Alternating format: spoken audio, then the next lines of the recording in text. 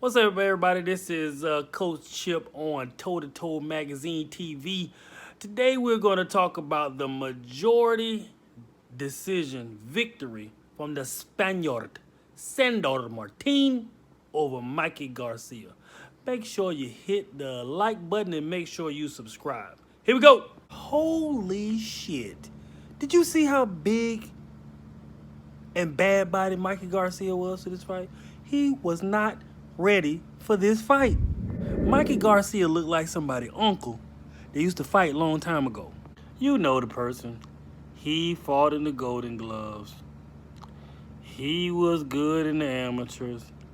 He could have went pro, but so-and-so happened.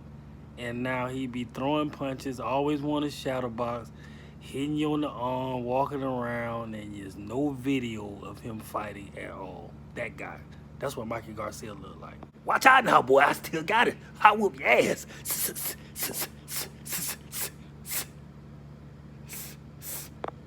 That guy. This is about respecting your competition. Mikey Garcia was flat and fat. His face was so full. He already bad body, but his body, he just did not look like a fighter at the end of an 8-week, 13-week camp or whatever the case may be. He looked like the beginning or maybe like a quarter into a camp. Man, let me tell you something. When Mikey Garcia got Adrian Broner on the ropes, who is a bazillion times the athlete of as Sandor, when he got Robert Easter on the ropes, who is more of a specimen than Sandor, athletic, quick reflexes, he destroyed those two. Adrian Broner couldn't do nothing with Mikey Garcia until the 10th round. We're talking about AB. AB is a, he lazy, this, that, and the third, But when his counter, because in the 10th round, he started touching Mikey at will. And he cut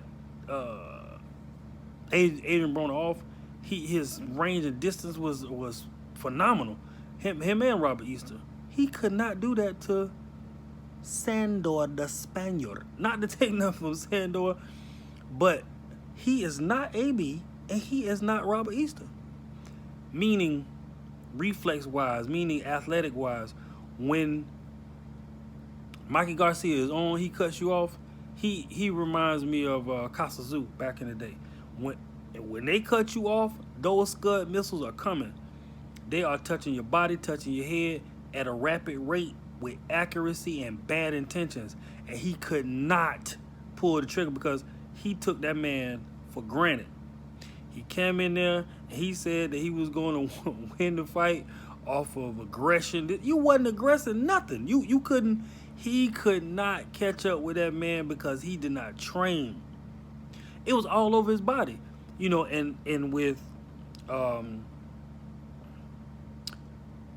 the fights and that much experience, you know how to cut weight, this, that, and the third, make the weight, and he for this tune-up, but his preparation, his timing, and he'd been out of the ring for a while, this, that, and the third, and this was supposed to be a tune-up, but his sequences with his combos was not there. His timing, his usual timing, his cutoff, his transition from offense to defense, his range and distance, how he cuts off the ring, his punches wasn't snappy, nothing. I mean, from the beginning, and in the beginning of the round, it was like, oh, yo, Mikey Garcia's getting his data. He usually does this, that, and the third. And around the 6th round, the commentators was like, well, maybe he has too much time off. The whole narrative changed. He did not prepare for this fight. Now, I don't know if it's a rematch clause. I don't know what he was doing. What was the ending of this tune-up? Who he was trying to challenge, who he was trying to fight. But if he fought that guy again, I have full confidence if Mikey Garcia got in shape like he was in shape for AB, like he was in shape for Robert Easter. Even with Errol Spence, even though Errol Spence just totally outclassed him, but that man Sandor is not Errol Spence. He didn't do anything too special to Mikey Garcia. Mikey Garcia just wasn't in shape. He was not fight ready at all. He looked like I said, if you got an 8-week camp, he looked like he may have been on.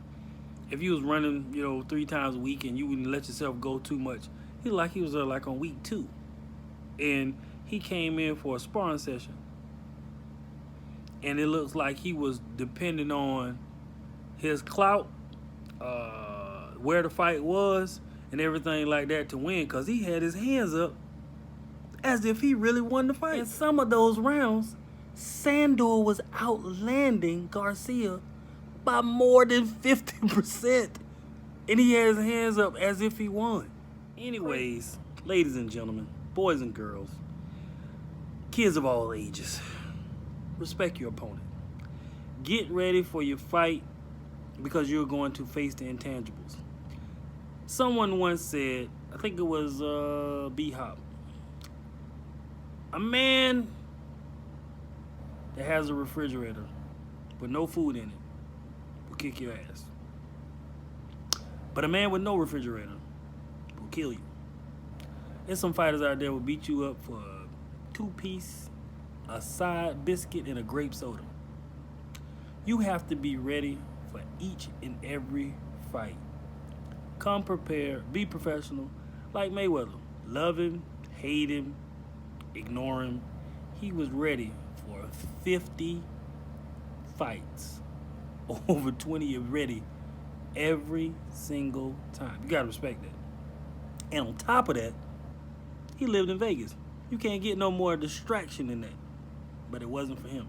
So whatever was going on in Mikey Garcia's life, whatever had him distracted, whatever had him out of shape, whatever had him puffy, because he wasn't cut, he wasn't ready, his punches wasn't snappy. It's just that simple.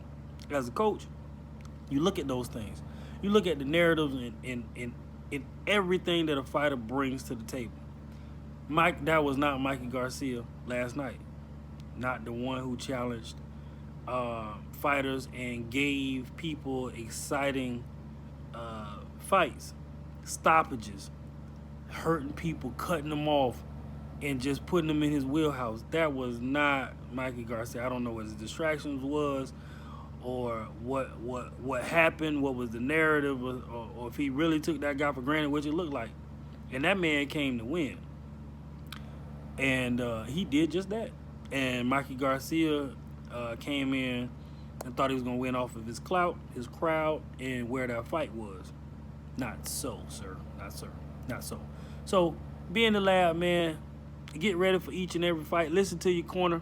This is Coach Chip. This is my take on Toe to Toe Magazine TV. Make sure you hit the like button. Make sure you subscribe. Follow me at Coach Chip, the one on Instagram. Holla at your boy until the next one.